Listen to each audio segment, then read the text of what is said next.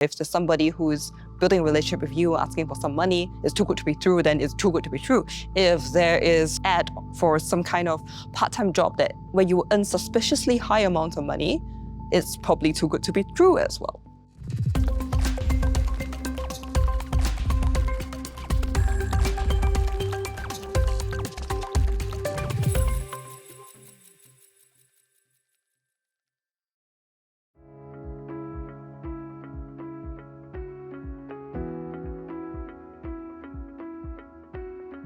Hello, you're watching Tea Time Tuesday. I'm Rashan Gidwani. Today, we'll be discussing a topic that affects many Singaporeans, scams. Scams have become increasingly prevalent in Singapore through advancements in technology and digital communication, leading to significant financial losses and emotional distress for victims. In 2022, it was reported that Singaporeans lost over $661 million to scams. It is imperative that we educate ourselves on how to identify and avoid them. Joining me to discuss this in greater detail today is Dr. Perpetua Neo, spokesperson and mental health advisor at the Global Anti-Scam Organization. Hi, Perpetua. Welcome to the show. How are you? Hi, Rashan. Thank you for having me here today. Absolutely. It's such a pleasure. Now, Perpetua, let's get into the first question. Can you share with us some examples of the latest scams that Singaporeans should be aware of? We should be aware of three main categories of scam. The first being Ponzi schemes. And Ponzi schemes basically try to recruit many different people, and the people on top are those that benefit, and then people at the bottom keep recruiting, but they get crumbs, and then in the end you get losses even. So because this is classified as a financial crime rather than a major crime, there's very little regulation and management behind it. So it's very easy for it to proliferate. And then the second category that we have are e-commerce schemes. Now, just before I came today, I saw on my WhatsApp a survey. And it said, if you take this survey because you use blah, blah, blah product, you will get $15. And I thought that was it. So I just deleted it. 2 minutes later, are you interested?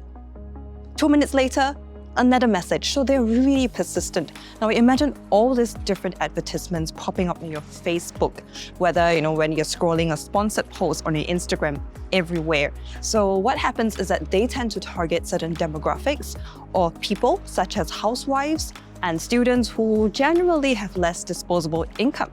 And they will target you by giving you easy money, and then they ask you to purchase something from a website, which is why it's called e-commerce, and then you never see anything.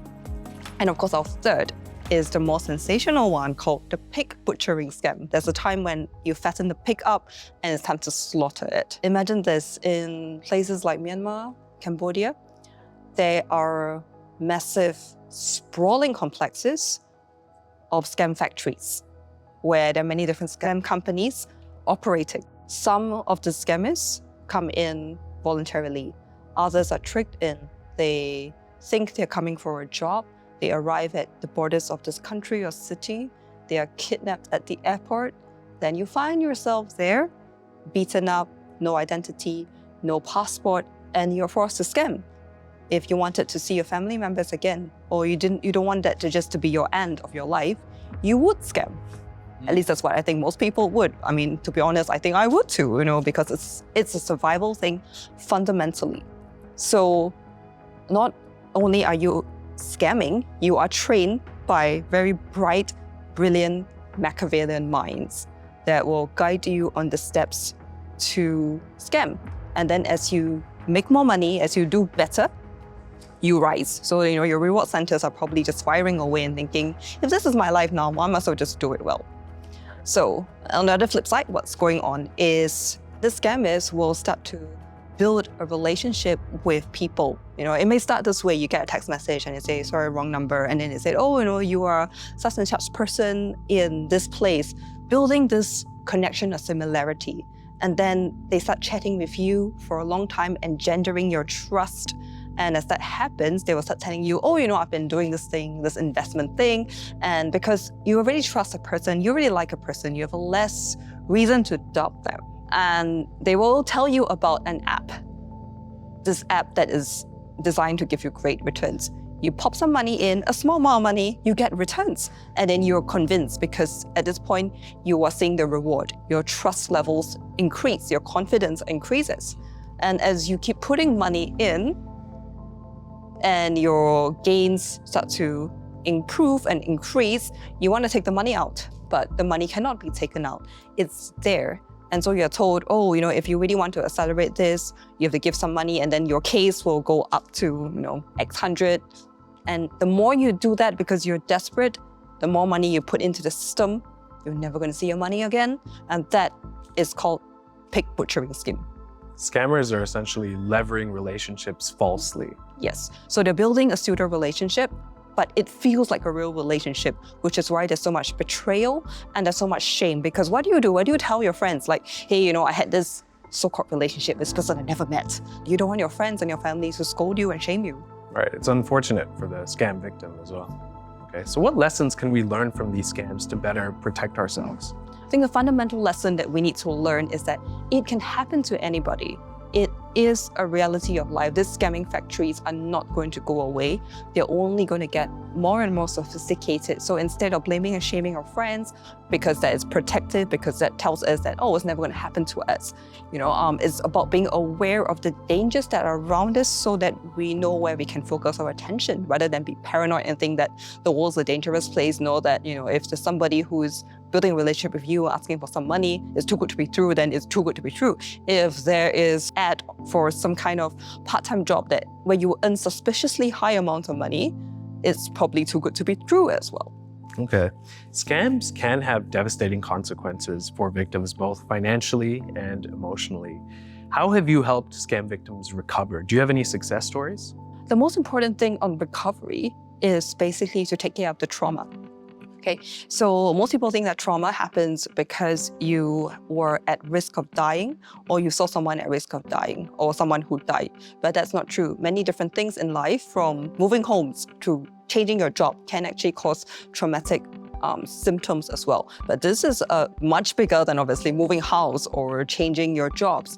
This is a big time betrayal from somebody you thought you trusted but you never knew, and so you keep quiet, you keep mum. There's a lot of blame, shame, and guilt. So in trauma, what happens is that you can't just look in the mirror in the morning and utter a mantra to yourself like, I'm safe, I'm brave, when you're not brave at all. Your brain knows that you're lying to you. Your brain is not going to be happy. Your body is not going to be happy.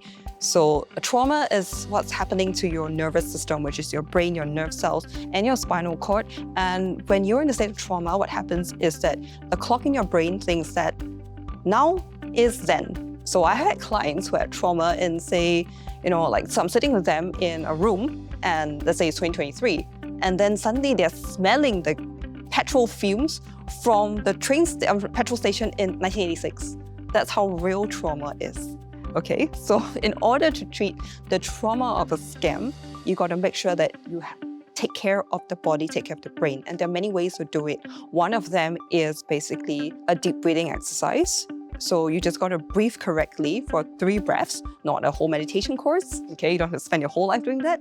And what happens is that resets your brain. That winds that clock, the timekeeper in your brain from then to now. And it also helps to keep you safe. It also activates this nerve in your brain. This is the biggest nerve that runs between your brain and your gut, the vagus nerve, and it kicks in this healing process that helps you. And because when your body is more at ease, then you've got more energy to learn to rebuild your life. Otherwise, if you're always in fear mode, then you're just going to keep thinking about, oh my gosh, I need to take my revenge. You just make decisions that are going to get stacked against you, and you're going to pay for them dearly. What advice do you have for those who are in the middle of a scam?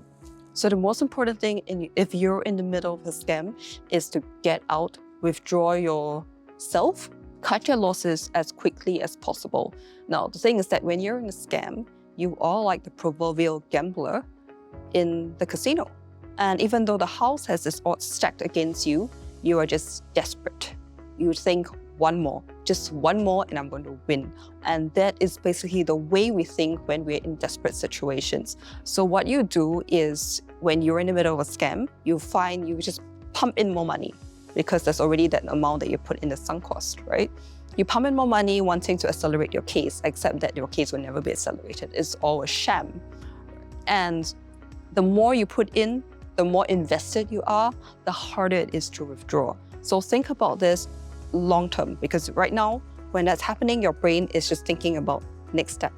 It's short term. It doesn't care about long term, okay?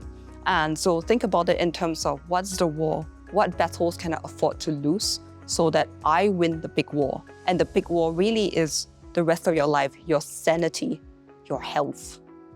What creative ways do you recommend then to Singaporeans to help raise awareness about scams so that they can also help their peers, I think the most creative way is actually the most sensational way. What I mean is the way that your brain gets hooked.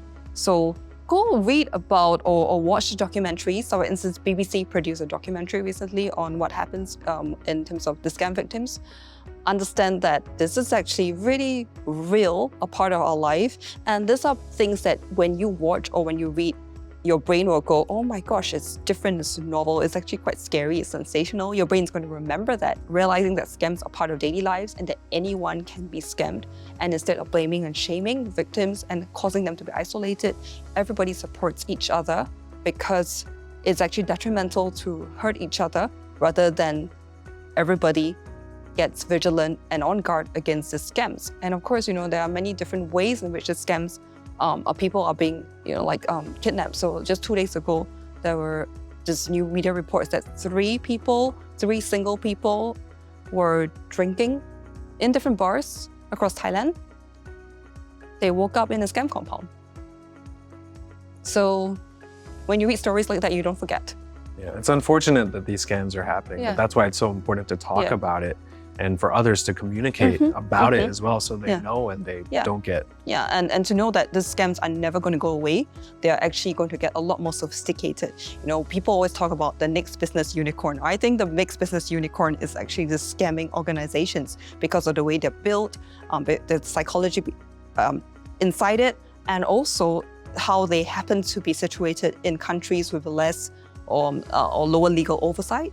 And then they've got a strong black market going on with the right kingpins, doing their jobs. So when you put all these factors together, you get this unfortunate explosion that's a scam factory. Well, thanks so much for chatting with me about it today, Perpetua. You're most welcome. It's important to remember that scammers are constantly evolving their tactics. Therefore, it's essential that we remain vigilant and educate ourselves and our loved ones about the different types of scams that exist. Remember, if something seems like it's too good to be true, it probably is. Stay tuned for our next episode, which will feature more insights and analysis. I'm Roshan Gidwani, and you've been watching Tea Time Tuesday. Please like and subscribe for more. See you again.